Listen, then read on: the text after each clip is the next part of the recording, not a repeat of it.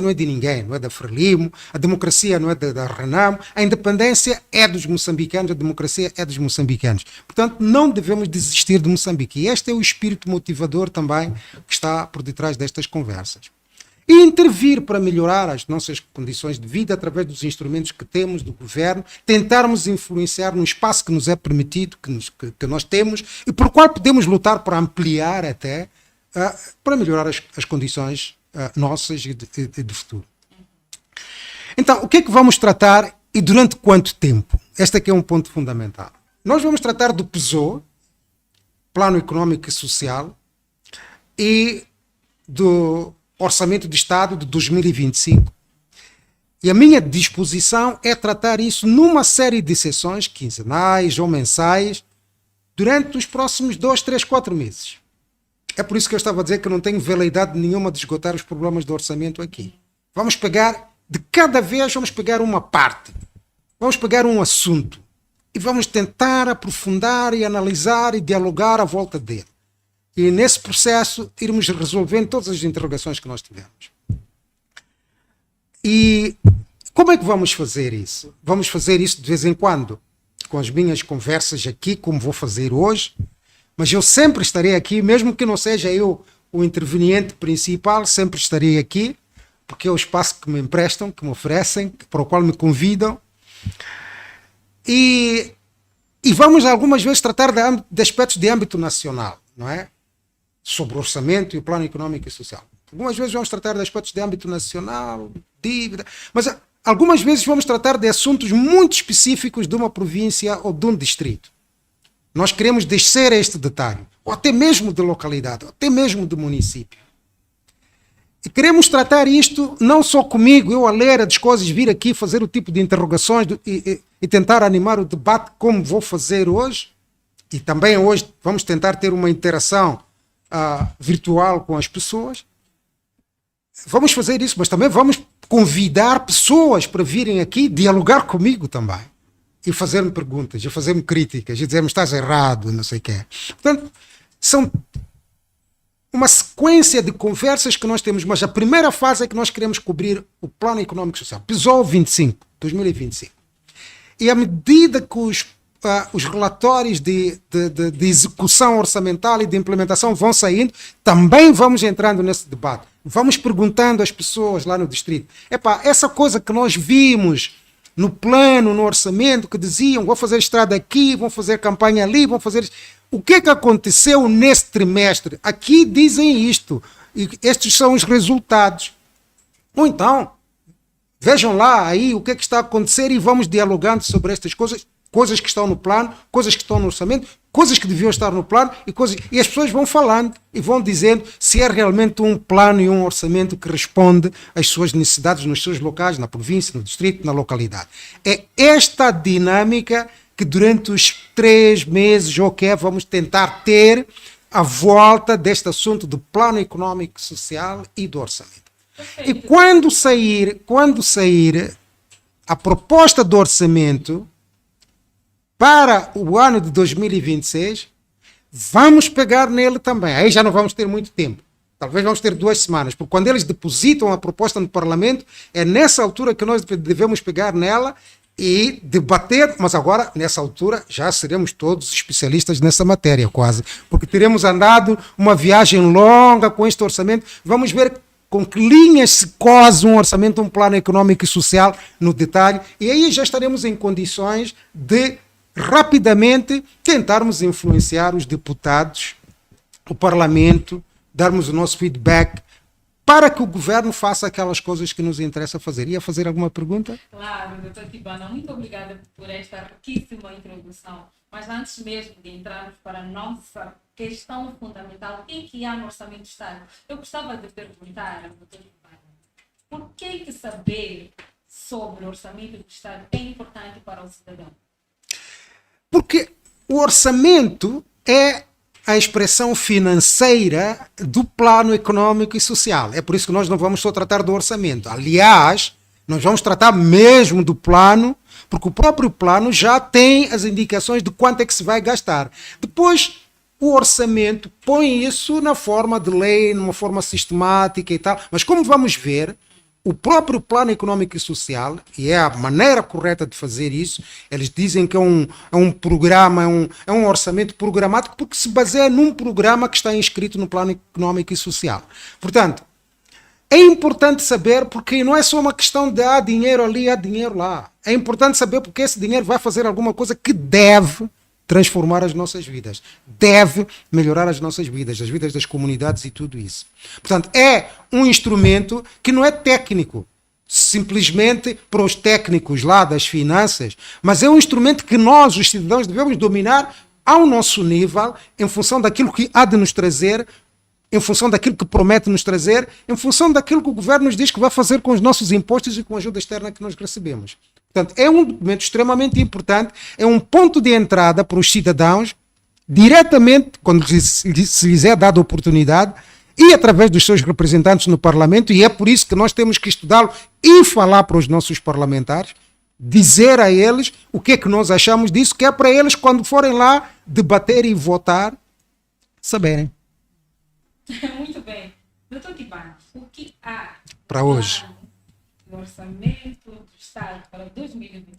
Bem, há muita coisa, mas para hoje nós só vamos tratar de duas coisas. Duas coisas muito pequenas, mas que nos dão um exemplo de o que é que está lá dentro e que nós vamos ver e vamos desenrolar ao longo da semana. Hoje vamos tratar de um subprograma, e mesmo esse subprograma nós não vamos esgotá-lo, porque é muito extenso, é um dos subprogramas muito extenso. Vamos tratar do subprograma que se chama, ou do programa, vamos começar a tratar o programa que se chama Democracia e Participação. Depois do programa da defesa, não sei o que é, de facto é o programa que vem a seguir, Democracia e Participação. Dentro desse programa de Democracia e Participação há vários subprogramas. O primeiro subprograma, de facto, até tem o nome do próprio programa, chama-se também Democracia e Participação.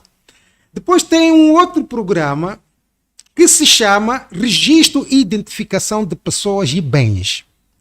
Eu queria pegar só nesses dois exemplos, tratá-los aqui convosco e, através desse exemplo, mostrar o que é que está no plano econômico e social que depois vai para o orçamento. Porque no orçamento nós vamos encontrar uma distribuição de dinheiros por ministérios, por institutos, por programas, assim, de uma maneira genérica. Mas nós não vamos encontrar no detalhe o que é que realmente está a fazer. O plano econômico e social diz exatamente o que é que eles querem fazer. E ainda bem que também dão esses valores, porque também quando formos ver o orçamento, vamos ver se esses valores que eles dão no plano econômico e social somam naqueles mapas do orçamento. Aqueles mapas que deram barulho, desta vez porque o governo mandou os documentos do PSOE, mas não tinha mandado a lei para a Assembleia. É por isso que houve aqueles 2 adiamentos, não é? Esses mapas são extremamente importantes, mas nós, quando chegarmos a essa fase de olhar para alguns deles, vamos ter que ver se os números que estão lá jogam com aqueles que estão nos programas que estão inscritos no Plano Econômico e Social para este ano. Portanto, vamos tratar esses 2 assuntos só. E eu vou começar. Ok. O programa o subprograma Democracia e Participação do governo. O subprograma Democracia e Participação. Há outros itens, mas o subprograma Democracia e Participação trata de um assunto extremamente importante. Desculpa, doutor Tibano, eu só vou pedir ao Regi para acompanhar com os slides. Para Sim. o pessoal lá em casa poder acompanhar exatamente. Eu espero que ele já esteja nesse slide, que diz subprograma Democracia e Participação. Este subprograma, não é, tem uma ação que o governo vai tomar para implementar o desenvolvimento da democracia e participação dos cidadãos. E essa ação tem um nome de Encontros Provinciais com Líderes Religiosos e Conferência Religiosa. É o subprograma Democracia e Participação. A ação principal e única, de facto, neste subprograma, porque há outros subprogramas, é Encontros Provinciais com Líderes Religiosos e uma conferência religiosa. Depois tem 3 indicadores. Indicadores é o sinal de que se cumpriu. Ou aquele que se vai olhar para ver que se cumpriu. Não é? Depois tem metas também, né? Um dos indicadores é Conferência Nacional Religiosa. Meta, uma durante o ano de 2000. Nacional, Conferência Nacional, uma. Depois tem encontro alusivo ao dia da celebração do Acordo Geral de Paz. Também meta. Depois tem número de encontros provinciais com líderes religiosos e uma Conferência Nacional Religiosa. Não sei se é outra ou eles estão a repetir aquela que já está lá, mas pronto. Além dos encontros provinciais, ainda põe uma Conferência Religiosa Nacional. Tudo isto tem meta, que é 11 nos encontros provinciais, e depois tem o lugar onde essas coisas se vão realizar. As conferências vão se realizar em Maputo, e as conferências provinciais em todas as províncias, mais Maputo cidade. E depois tem a indicação dos beneficiários. Eles dizem que os beneficiários da Conferência Nacional são 100. Bom, eu acho que eles queriam dizer participantes aqui, não beneficiários, porque se eles vão fazer uma conferência para beneficiar 100 pessoas, eu não acredito, não é? Mas já acho que é daqueles, provavelmente, coisas que um dia vão emendar. São participantes, não são beneficiários. Depois também a conferência alusiva ao dia da celebração do Acordo Geral de Paz tem 250 beneficiários. Eu acho que esses são os participantes da conferência também, né? Não são, e aqui já parece que não são os religiosos, são religiosos, académicos, não sei o quê, 250. No que diz respeito aos encontros provinciais, não dizem os beneficiários. Depois tem uma indicação de que, bom, geralmente essas coisas beneficiam toda a população. Há os beneficiários, que eu acho que eles queriam dizer participantes, em princípio, estes são participantes, e eles pensam que depois há uns beneficiários qualitativos, que normalmente dizem que é a população em geral, não sei o quê, etc, etc. Coisa mais interessante é o orçamento que estão a pôr para isto. É extremamente interessante, porque aí é que já vem a ligação. E nós vamos ter que ver se os orçamentos depois do Ministério, que é o da Justiça e Assuntos Religiosos, que vai tratar desses assuntos, depois de somarmos todas as ações que estão aqui, com os orçamentos que estão aqui, vamos ver se cola com aquilo que vem nos orçamentos do Ministério da Justiça. Vamos ver. Mas o orçamento dessas ações, por exemplo, para se realizar esta Conferência Nacional, eles estão a orçamentar 10 milhões e 800 mil meticais. Ok? 10 milhões e 800 mil meticais. Para estas 100 pessoas. Essa conferência de 100 pessoas. De religiosos. A Conferência Nacional Religiosa. Não, Conferência Nacional Religiosa. São 10 milhões e 800 mil meticais. De financiamento interno. Componente interno. Depois tem para o encontro alusivo ao dia da celebração do Acordo Geral de Paz. Nem chega a 1 milhão. São 500 mil meticais. Também já se começa a ver o preço relativo que se dá. Exatamente. 10 milhões para uma conferência nacional religiosa de 100 pessoas, participantes, na minha opinião, na minha leitura disto, e depois tem 250 pessoas num encontro alusivo, 500 mil. E depois, para esses encontros provinciais, 11 encontros provinciais, não tem nada, não tem zero.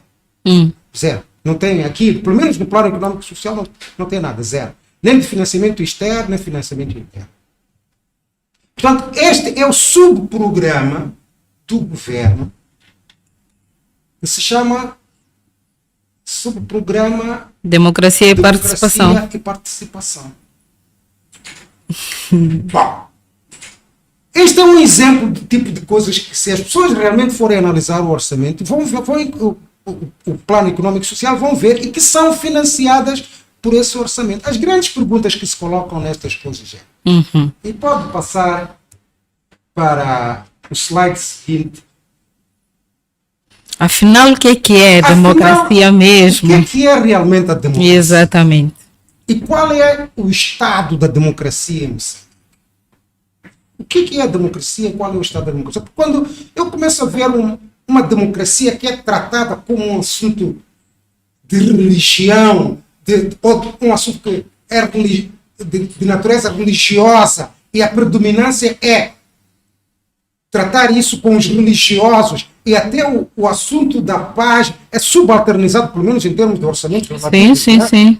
Se temos 500 mil contra 10 milhões de meticais. Eu começo-me a perguntar onde é que estão as prioridades. E como é que se pensa. E as pessoas que me entendam, eu não tenho nada, absolutamente nada contra a religião. A fé é muito importante. A pessoa que me convidou aqui é uma pessoa de fé. Né? E a gente sabe. E as igrejas têm um papel muito importante na educação dos cidadãos. E a fé das pessoas. As pessoas têm o direito, cada um cultiva. Portanto, não tenho absolutamente nada contra as religiões. Mas eu tenho um problema sério quando um Estado que constitucionalmente se diz laico, não é? Pega em assuntos de Estado e os transforma numa responsabilidade Da igreja.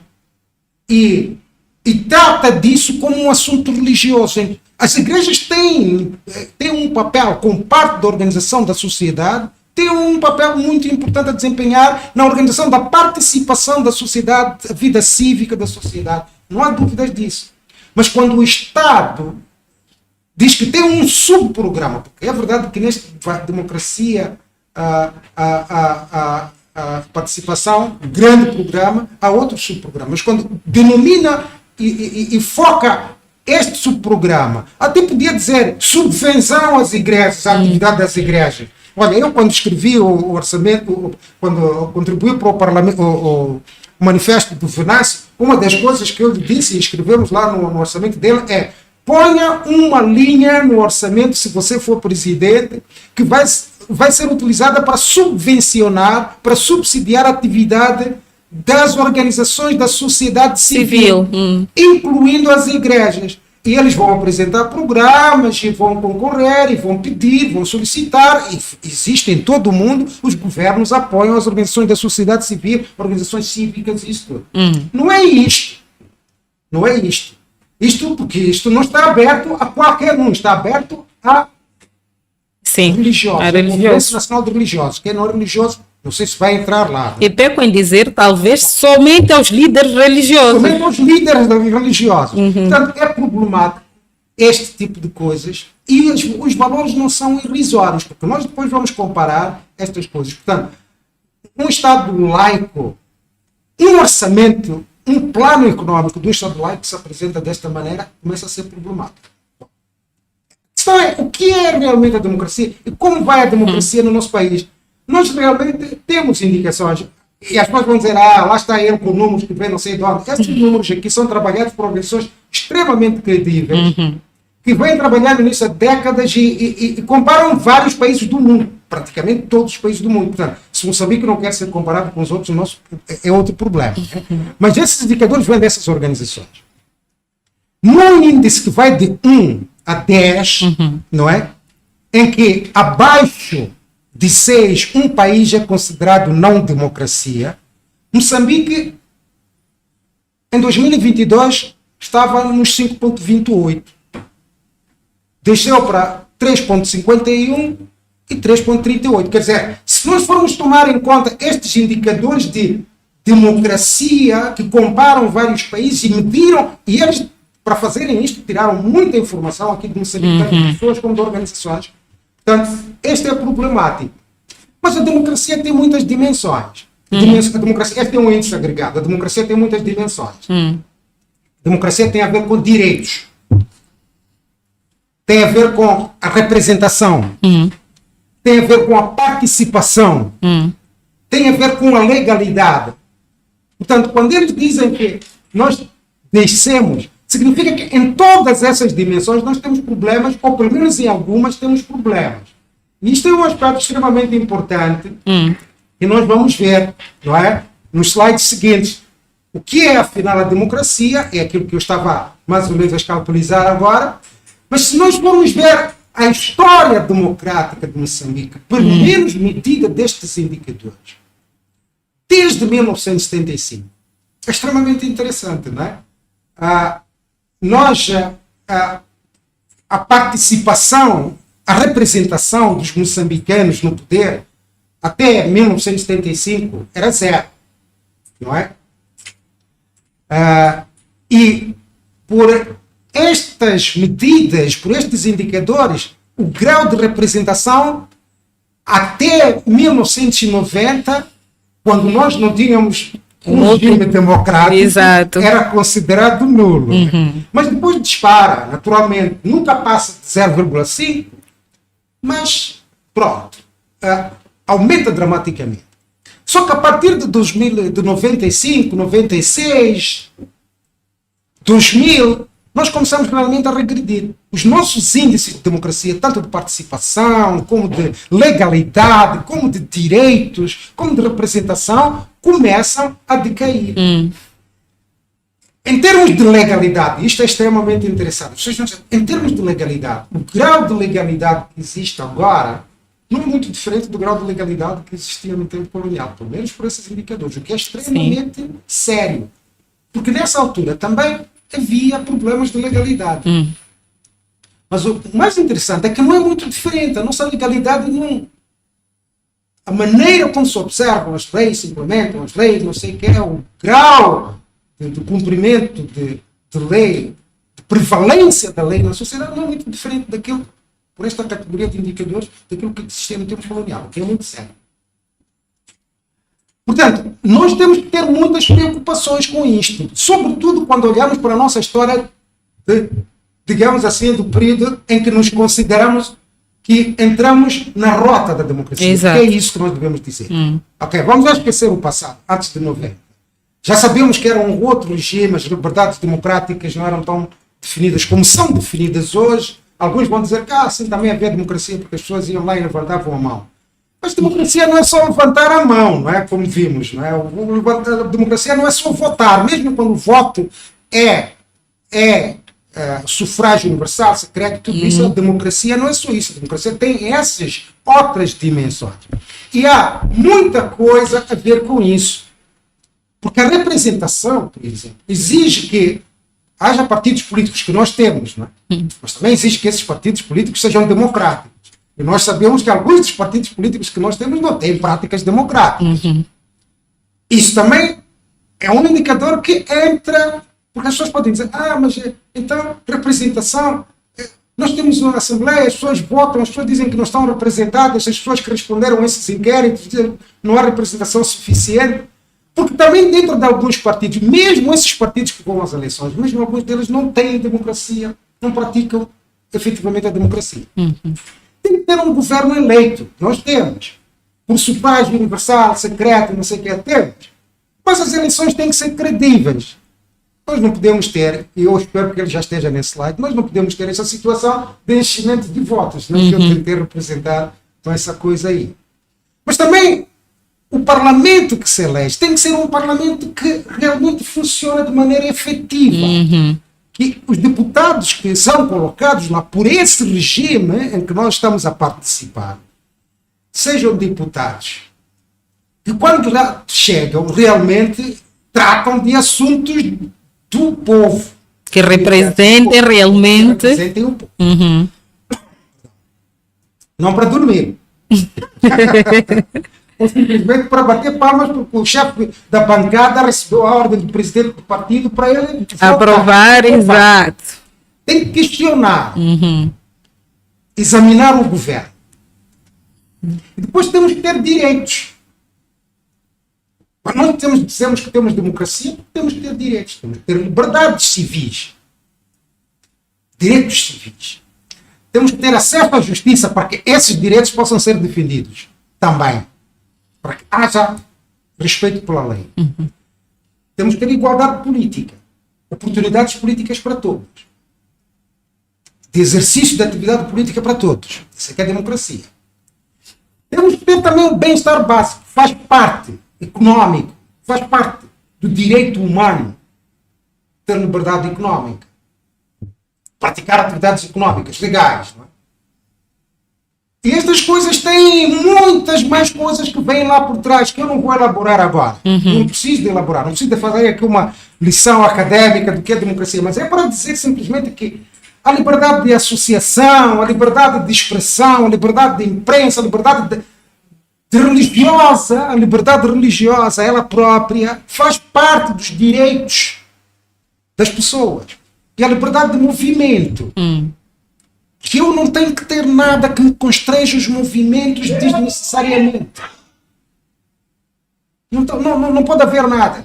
Eu não posso não poder movimentar-me para um lugar porque eu não tenho dinheiro para pagar para passar por esse lugar. Não posso. Tem que haver uma alternativa para eu exercer o direito de movimento. Essas coisas de portagens têm a ver com o exercício de direitos. Portanto, e há este aspecto das igualdades entre os grupos sociais. Não pode haver grupos, é por isso que eu não gosto dessas coisas. Nós somos o grupo dos pobres, nós somos os excluídos. Não, na sociedade não, ninguém se pode vangloriar de ser dos pobres, dos excluídos. Não, isso não deve ser motivo de orgulho. Não pode ser uma identidade das pessoas, de grupo. Os grupos sociais têm que haver um sentido de igualdade parte da sua humanidade. A igualdade do género, que implica também o gozo dessas liberdades todas, de trabalho, de viver, porque há pessoas que matam a mulher, principalmente com a violência sobre o género, de género, a igualdade económica, de poder exercer atividades económicas com liberdade e tudo isso. Portanto, tudo isso faz parte das nossas liberdades e dos nossos direitos e que devem ser defendidos pela justiça. E isso é tudo parte da democracia. Nós temos que ter um sistema, um quadro de legalidade que permita que defender esses direitos e sem termos que pagar por baixo da mesa. Exatamente. Os direitos todos, incluindo da atividade económica, de que os contratos sejam respeitados, na vida, nos bairros, para que não haja quem faz barulho toda a noite até às 7 da manhã. Tudo isso. Nós temos que ter leis e pessoas que estão à frente da implementação dessas leis com integridade para implementar isso com previsibilidade também. Quer dizer, a lei não pode ser diferente de acordo com as circunstâncias de quem está lá à frente e tudo isso. E não pode haver dúvidas que a lei vai ser aquela que vai prevalecer e vai prevalecer durante o tempo que seja necessário para se realizarem determinados objetivos. Portanto, nós temos que ter, o judiciário tem que ser independente. Nós não podemos ter um judiciário que vai ter que sempre andar a pedir dinheiro ao executivo para fazer certas coisas. Há essa discussão agora sobre o relatório do Tribunal Administrativo, em que os juízes dizem que não conseguimos visitar todo o país para fazer auditorias em todo o país porque não tínhamos dinheiro. Todos os dias nós ouvimos os juízes dizer, é por isso que nós no manifesto de governança tínhamos posto lá. Define-se uma certa percentagem para o setor judiciário e essa percentagem é dada e eles determinam o que é que fazem com isso. Não tem que andar sempre a pedir ao Ministério das Finanças. O que nós temos que cobrar é que lá não haja corrupção, é que eles prestem contas no fim do ano ao Ministério das Finanças e também que não haja um número de inspeções e auditorias sobre eles que lhes dificultam o trabalho, não é? E no fim, se eles não prestam contas, eles próprios entre eles, como até fazem, vão se punir. Não é? Portanto, este tipo de ambiente, isto é que é democracia, de uma maneira resumida. Portanto, nós não podemos resumir a democracia a um voto, não é? E nós não podemos desistir destas coisas todas. E nós, quando vamos questionar o orçamento e estas coisas são tratadas ainda noutras componentes deste, e com muitas interrogações do tipo daquelas, olha, vamos lá ver outra coisa, participação, que é uma outra dimensão da democracia. Não é? Estas coisas não são tratadas ali, ou são tratadas nas outras dimensões desse pilar, que é extremamente preocupante. Eu vou demonstrar isso daqui a bocado. O engajamento cívico, este tipo de coisa que estamos a fazer, isto é democracia, isto é que é importante, isto é que é necessário fazer. E temos que ser capazes de fazer isso sem inibições, não é? Debater, conversar, não é? Isto que eu estava a propor, isso aqui é parte da democracia. A sociedade civil, uma existência não inibida de organizações da sociedade civil. Naturalmente, é preciso garantir que não há organizações subversivas, isso tudo, mas não se pode utilizar isso para constranger o trabalho de organizações da sociedade civil que efetivamente fazem um trabalho de aprofundamento da democracia na sociedade e que dá um espaço de participação dos cidadãos, portanto, e vai haver, se nós não tivermos cuidado, uma lei draconiana a cair sobre as organizações da sociedade civil agora. É preciso que, antes que isso aconteça, realmente se ocupe esse espaço e se diga não. Se diga não. Portanto, uma sociedade civil vibrante é importante para garantir a participação dos cidadãos na construção do seu futuro, da sua vida. E até da pureza da mesma democracia. E até da pureza da própria democracia. Eu queria entrar num outro subprograma, que é também parte do programa Democracia e Doutor Tibana esteve a falar da participação e eu vou mesmo cortar-lhe porque queremos pedir ao caro telespectador para que participe da construção da democracia. Ligo para nós pelo número 85560007 e sirvam-se. O Dr. Tibana está aqui para falar exatamente, esclarecer sobre a participação do indivíduo na construção social. 85560007. Dr. Tibana, a democracia é feita de vários pilares. Sim. Dos quais mencionou 4, que é direitos, representação, participação, legalidade. Algo chamou a minha atenção sobre a legalidade. Eu acho que é, no meu ver, não é? Que é o pilar primeiro para que os outros direitos, a participação e a representação sejam colocados à mesa. Porque se não temos um sistema justo, de justiça justo, todos os outros pilares podem vir a não dar certo numa democracia frágil, igual a que Moçambique tem. Eles interagem. Não é possível dizer que uma é superior à outra. O acesso à justiça é extremamente importante. Né? Mas para tu teres acesso à justiça também tens que participar. Tens que participar e levantar a voz e dizer eu preciso da justiça. Tem que se fazer justiça. Muito obrigada, Dr. Tibana, por ter que cortar. Olá, boa noite, seja bem-vindo, está a participar. Pode deixar ficar o seu nome e de onde nos vê. Saudações na condição de anonimato. Alô, boa noite. Sim, saudações. Saudações. Olá, boa noite. Sim, boa noite. Perdemos. Insista, boa noite, persista. boa noite. E vamos juntos construir um país melhor. Doutor Tibana, pode continuar enquanto esperamos? Sim, eu gostava de entrar num outro e se vier nós podemos voltar a essa pergunta. Ok, se vier. Porque eu gostava a dizer que elas se interligam. E é muito importante que elas sejam vistas em interligação. Porque tu não podes ter igualdade política garantida se não tens acesso à justiça. Não é? Se não tens acesso à justiça, que garanta que esse direito de igualdade política é salvaguardado, não é? E é exercido também com respeito aos outros direitos e aos direitos dos outros. Portanto, a igualdade política começa aqueles que sobreexercem, que acham que só eles é que têm os direitos políticos, depois suprimem os direitos dos outros. É? Sim. E esses que têm os direitos suprimidos têm que ter uma justiça que lhes defende.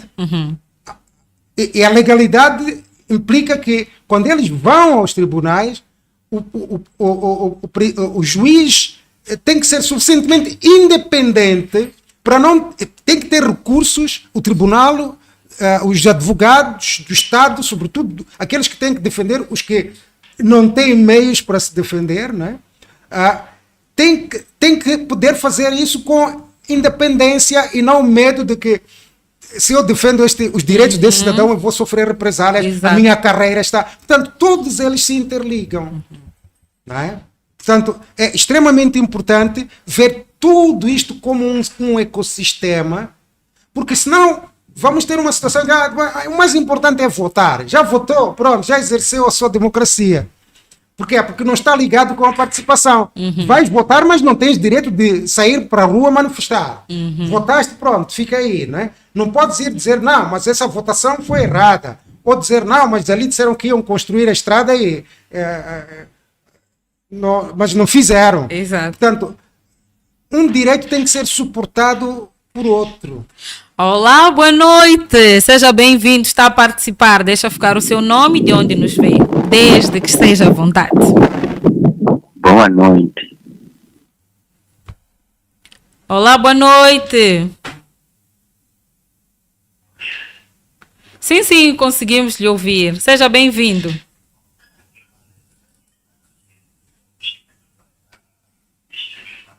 Uhum.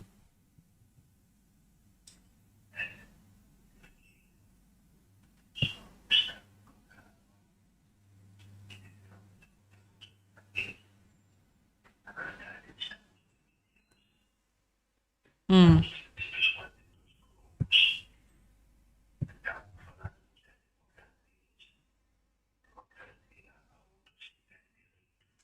Hum.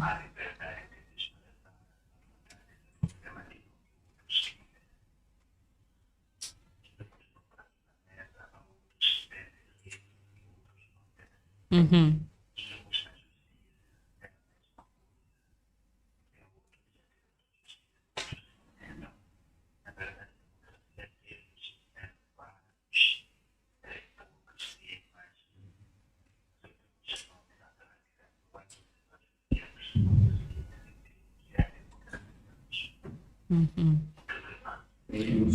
Muito obrigada, doutor Tibana.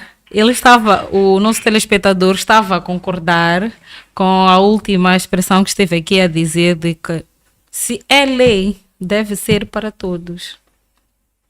Sem esta diferenciação de quem está por detrás, por exemplo, de uma entidade que em algum momento é que está a prestar-se desta lei.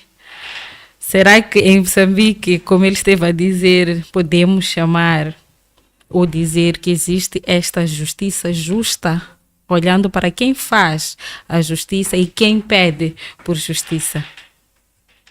Olá, boa noite. Está a boa noite. participar. Boa noite, obrigada. Boa noite, como está? Bem, graças a Deus. E o senhor? Também na mesma graça. Obrigada. E a saudação é extensiva para o Dr. Timbana. Amém. Parabenizá-lo por isso. Tem um conhecimento que nós precisamos muito da sua contribuição. Bom, é triste o que está acontecendo neste país, né? Muito triste, o anormal virou normal. Promovemos a imoralidade, alguém roubar, levar o telefone na mão, é uma coisa normal acontecer hoje em dia.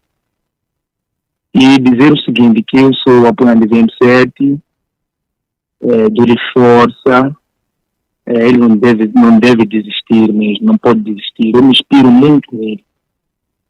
Ele não pode desistir. Bom, se calhar acabo de acompanhar o programa. Mas o que está a acontecer também, penso que a questão de igualdade só existe na lei. Todos somos iguais perante a lei, mas na prática, na realidade, a coisa é outra. Ninguém respeita a lei. Eu penso que o próprio sistema presidencial também está em causa, o parlamento, o poder jurídico está a reboque do governo. O próprio parlamento não produz nenhuma lei. Não vejo graça um parlamento, porque o parlamento são 250 deputados, a dividir por 2 mais 1, e a maioria. O parlamento não está lá só para fazer de conta que existem deputados. Não representam ninguém. está a oposição, não está, mas nós sempre vão passar. Então, o parlamento não funciona. É inútil o parlamento. Em algum momento pode impor, dizer não, isso ali não pode passar. Em algum momento. E sempre vão ser aprovados. Ora, nós precisamos de um sistema sério, mas uma democracia. Eu me espanto com quem diaboliza o M7. Me espanto. Eu sou uma das pessoas que acompanhei o cenário durante o período das eleições. Me espanto muito. Foi triste aquilo. Pois. Muito obrigada. Em termos de apoio, ele tem apoio de muitos moçambicanos. Tem apoio incondicional. Muito obrigada. Deixa eu ficar a sua Agradecer o espaço opinião. agradecer pelo espaço e dar força a compatriota aí, né? Precisamos de programas de gênero. Obrigada. Fique conosco Obrigado. e até breve. Obrigado. Pois, isto é extremamente importante, porque isto aqui levanta a questão de e agora o que é que fazemos? Não é? Exato. É por isso que Doutor Tibana, temos mais um telespectador em linha. Olá, boa noite, seja bem-vindo. Deixa ficar o seu nome e de onde nos vê. Boa noite. Devido à situação do nosso país, eu sou um funcionário público, não posso falar meu nome. Fale em anonimato, Obrigado. não tem problema. Exato. Falo da zona centro. Primeiro quero parabenizar o programa, eu tenho acompanhado sempre. Estou assíduo e queria muito para o doutor Tibana me ouvir. Doutor Tibana, boa noite. boa noite, obrigado. Obrigado. Eu admiro muito o doutor Tibana. Primeira vez que eu ouvi a falar foi na divulgação do manifesto. Eu não tenho muita coisa a dizer, acabo de entrar agora a assistir o programa. Queria muito para doutor, pelo menos realizar meu sonho de ser ouvido e ser respondido do doutor Tibana. Muito obrigado e continue esse podcast da quinta-feira para nos atualizar. Muito obrigado. Não tenho questão. Fique conosco e até breve. Pois, a questão fundamental agora é o que fazer. Porque isto, é por isso que eu disse que isto tem que ser uma conversa, não é uma conversa de hoje e acaba hoje. Nós temos que continuar a exercer a nossa democracia. E eu também não queria perder, porque eu não sou especialista aqui em democracia, não quero estar aqui a dar aulas de democracia, não sou jurista, não sou cientista político. Eu estou a olhar para o orçamento. Eu estou a tentar. Tibana, temos mais um telespectador. Olá, boa noite. Deixa ficar a sua opinião. Está a participar? Boa noite. Bom, eu falo da Machixe. Eu acabo de perder a live, não é? E apanhei na parte terminal a intervenção do Tibana. Mas é por isso que eu estava a pedir a ela para interromper um pouco as chamadas para eu poder terminar, para depois entrarmos na conversa. Ok. Ainda não terminou, mas sim, vai. Tudo bem. Então, eu prefiro mesmo que corte a chamada, pois era apanhar outra parte, porque na verdade não apanhei nada, apanhei algumas palavras, mas é apenas dar força para que nós possamos aprender com o mais velho ali, então, pronto, bom trabalho e obrigado mesmo. Obrigado. Muito obrigada. Regi, vamos pedir para cortar as chamadas para o Dr. Tibana terminar o segundo tópico para depois Voltamos a da abrir. conversa. Ok. Tá. Não, é muito importante porque foi bom termos este intervalo e começar a ouvir. E levanta sempre a questão de o que fazer. E o que fazer é que é extremamente importante. E o que fazer passa por este debate que temos que ter no bairro, no distrito, na localidade, em coisas muito específicas, pontuais, engajando com as autoridades, criando iniciativas de organização, de associação, para enfrentar os vários desafios que temos. Mas lá vamos, não é? Agora, vamos ver o que é que o orçamento diz que vai fazer numa outra dimensão do programa de democracia e participação, que é o subprograma de registro e identificação de pessoas e bens. Porque sem a pessoa estar registrada não é reconhecida como cidadão.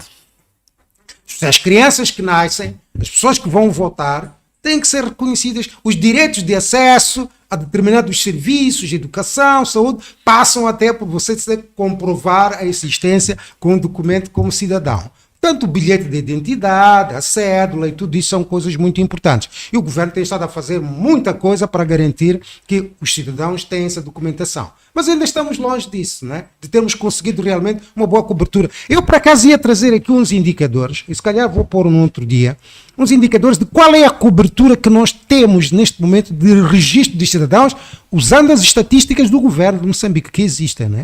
E que não são citadas aqui neste plano económico e social, infelizmente.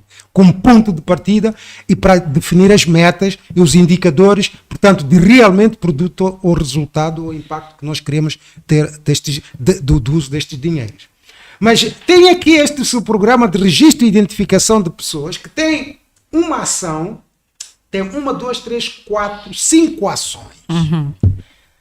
Uma ação é realizar campanha de registro de nascimento.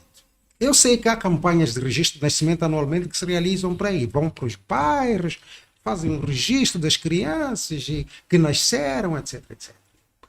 Mas eu não sei se é estas campanhas a que se referem aqui. Provavelmente sejam. Eu não conheço exatamente. Mas vamos lá. Qual é o indicador de produto? Número de campanhas de registro realizadas. É o número. Esse é o produto que se produz, o número de campanhas. É o indicador. Quer dizer, se se realizam essas duas campanhas, já é bom. É isso que estão a dizer. Independentemente de quantas crianças. Da abrangência ou não. Por que é que não foi possível definir? Eu digo-te uma coisa. Indo para o Instituto Nacional de Estatística e perguntar àqueles demógrafos que estão lá, eles podem me dar uma estimativa de quantas crianças é que nascem por ano neste país. Estimativa, não vai ser um número certo, mas vai ser uma estimativa que precisam de registro. Nós temos, os demógrafos trabalham nisso. E também, se formos aos inquéritos realizados pelo próprio Instituto Nacional de Estatística, sabemos quantas pessoas têm bilhete de identidade e quantas não têm bilhete de identidade neste país. Portanto, um indicador, o produto realmente, que é aquilo que se produziu, seria o número de pessoas que têm um registro, não é?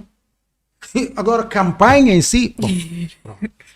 Eles dizem que os beneficiários são 1.600.000. E aí é que fica não muito claro se esses beneficiários são as pessoas que pensam que devem ser registradas, portanto, ou são os pais, ou a população, não está claro. Porque o indicador não está definido em termos de número de pessoas que são registradas, está em termos de números de campanhas. Depois dizem que esses são os beneficiários. Então, muito ambíguo, não é? É difícil de saber o que é. Mas a coisa mais interessante é que isto vai custar 250 milhões de meticais. E logo a seguir tem um número de campanhas registradas na diáspora. Estes primeiros era só no âmbito nacional. Exato. Depois tem uns outros que devem ser registrados na diáspora. Só na África do Sul e Suazilândia dizem que são 2 milhões de moçambicanos que têm que ser registrados. São 2 milhões de moçambicanos que já existem lá. Ou que vão nascer. Quer dizer, nós temos 2 milhões de moçambicanos na África do Sul que estão completamente indocumentados e que têm que ser registrados este ano. Bom, é uma questão, né? Eu não sei de onde é que vêm esses grandes números de beneficiários.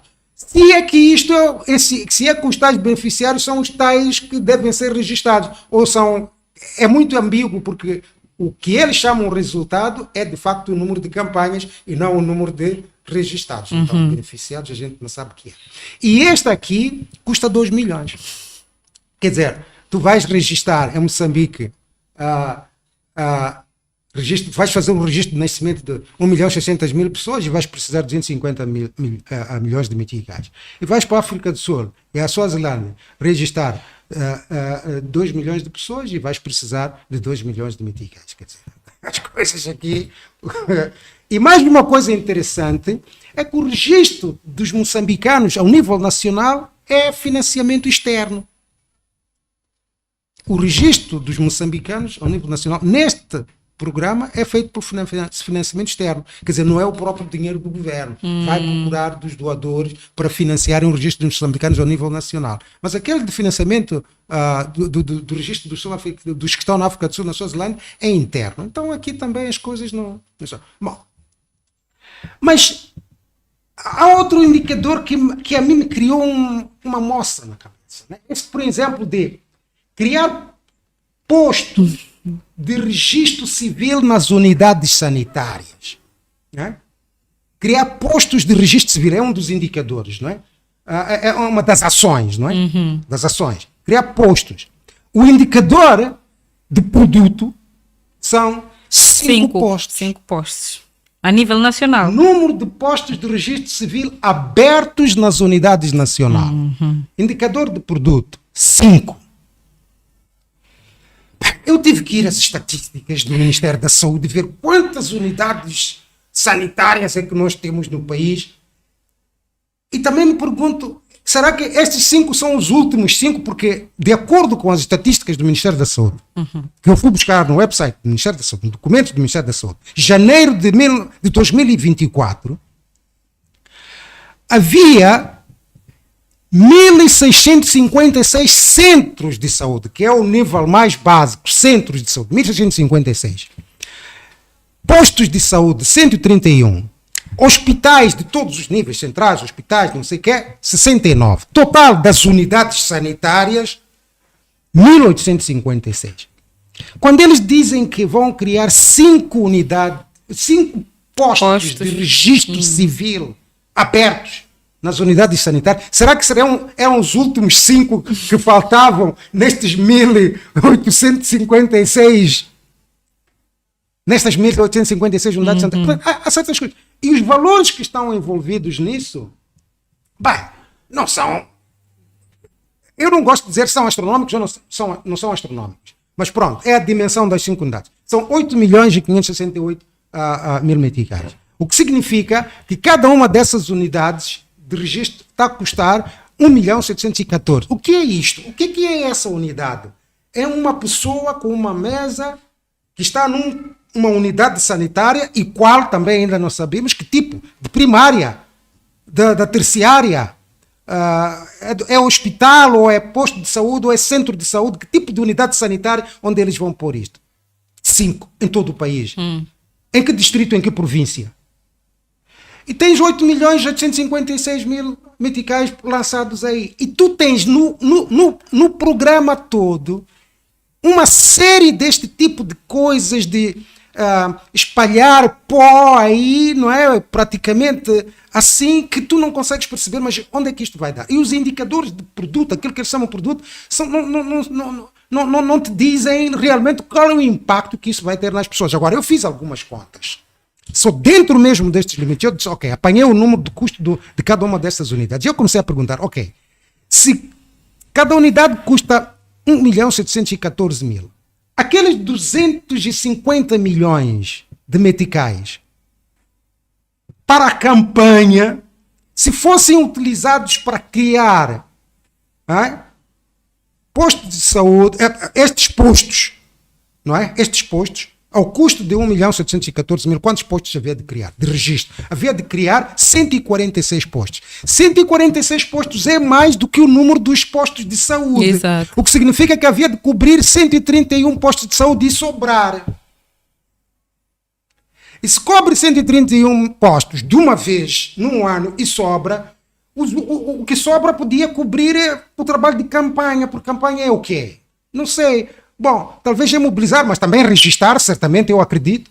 Mas não está claro como é que isto se articula. Se tu ainda vais fazer 5 postos, mas depois vai fazer uma grande campanha, por que não pões 131 postos nos 131 postos de saúde?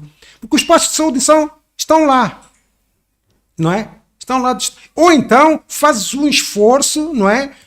Para atingir os centros de saúde, mas os postos de saúde servem os centros de saúde, fazem de referência, não sei o que, etc. Portanto, há certas coisas que E eu peguei em números pequenos agora, e em programas extremamente, parecem pequenos, mas tu vais encontrar estas incongruências em vários lugares deste programa. Eu vou dar um outro exemplo, que é extremamente importante. E tudo isto está ligado com a nossa legalidade, com os nossos direitos e tudo isso. Que é o subprograma de acesso à justiça. O subprograma de acesso à justiça. Esse é outro subprograma dentro do programa de democracia e participação. Tem prestar assistência, é uma ação. Prestar assistência e patrocínio jurídico aos cidadãos economicamente carenciados. Um objetivo nobre, uma ação nobre, não é? Somos tantos, não é? Número de cidadãos assistidos que se planeia assistir. 295 mil, é meta anual, hein? 295.330. Eu às vezes volto lá, se calhar eu às vezes estou a ler mal essas coisas. Eu vou ter toda a honestidade e a humildade de vir aqui dizer li mal certas coisas. Se alguém acha que li mal, os técnicos lá podem dizer, o doutor Tibano está a ler mal, não está a perceber o que é que nós fizemos. Eu agradecia que fizessem isso. Mas diz ali que é meta anual. E depois tem a distribuição desta meta anual por trimestres. Eu não estou a pôr aqui os trimestres. Vamos ver os trimestres quando formos ver a execução trimestral. Ok. Orçamento para esta assistência jurídica dos cidadãos economicamente carenciados. Zero. Aqui, neste mapa do Plano Econômico e Social. Ainda vamos ter que ver o próprio orçamento, se tem alguma coisa para isto. Quer dizer, aquele mapa. Não é? Mas o Plano Econômico e Social não tem nada. Zero. Prestação. A outra ação é realizar palestras e campanhas de educação cívica e incremento à cultura jurídica. Claro, naturalmente, isso é uma outra ação nobre, para um objetivo nobre de promover o acesso à justiça. Porque as pessoas têm que saber, não é que têm acesso. Não é? Então vamos lá dizer às pessoas que você tem acesso. Pode ir ao IPAS procurar assistência, se você não tem meios. É uma palestra, não é? É uma campanha de educação. Estou educado. Mas o orçamento para a prestação dessa assistência é zero. Este tem 60. Este, para as palestras e campanha, tem 60 milhões de meticais. Igual acontece no quadro acima do registro de identificação de pessoas. Aquele que é para realmente... Se calhar até troquei os números, porque se calhar eu peguei no do registro e pus aqui, eu tenho que verificar outra vez, mas eu começo a ficar em dúvidas quando vejo essas coisas, não é? Não, eu referia a questão da campanha para o segundo aspecto, que é do registro de identificação. Tem uma verba... De 60 também, não é? Não, de 243 milhões. E aqui também, para a realização de palestras e campanhas de educação cívica, tem uma verba de 60 milhões. Sim. O objetivo fundamental, o objetivo fundamental que tem zero, é zero, mas as campanhas... Que é dar assistência mesmo, exato, que é prestar assistência, pagar os técnicos que prestam assistência. E ainda mais, não é? Porque tem uma outra ação que é realizar a formação inicial de defensores públicos e técnicos administrativos. Esse tem 45 milhões. Mas o da campanha, quer dizer, é mais importante ir dizer às pessoas que você tem direito de assistência.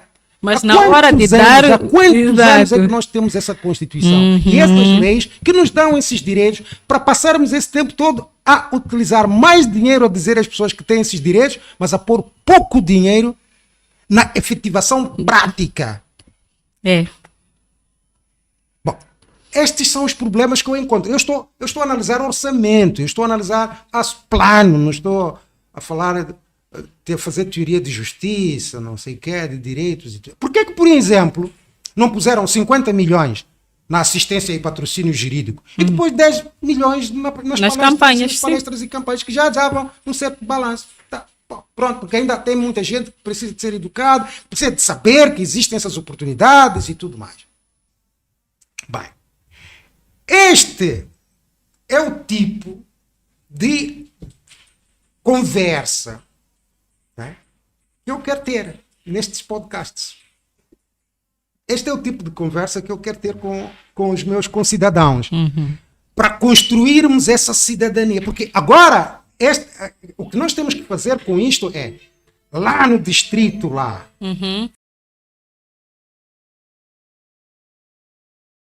começarmos a esmiuçar isto. As pessoas têm que se sentar nos grupos, não é? Lá no bar, lá onde está a beber, lá no quarteirão onde está a viver, lá naquela reunião, no chefe de quarteirão, na Assembleia do Distrito, na Assembleia Provincial. Tem que discutir. São estas coisas que eu gostava que os deputados perguntassem. É por isso que quando eles me telefonaram a dizer, doutor Tibana, nós aqui não temos os mapas. Eles mandaram-nos o PSOE e disse, olha, os mapas do PSOE podem tratar deles, mas vão vos dar muito trabalho, porque eu os conheço, os mapas do plano econômico, né? Mas pelo menos que não vos passam a assinar um cheque em branco por sequer vos darem os mapas, não é? Do que devem vir anexos à lei, não é? Porque leis são os mapas anexos à lei que se transformam parte da lei, não é orçamento. Eu disse-lhes isso.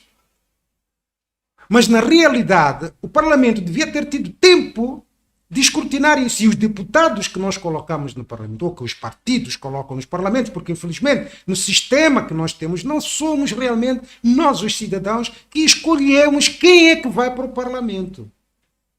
Não somos nós. São os chefes dos partidos lá, que escolhem entre eles quem é aquele que pode ir lá representar os interesses daquele partido. E isso depois vem se refletir na maneira como o dinheiro nosso, nós os cidadãos, é utilizado.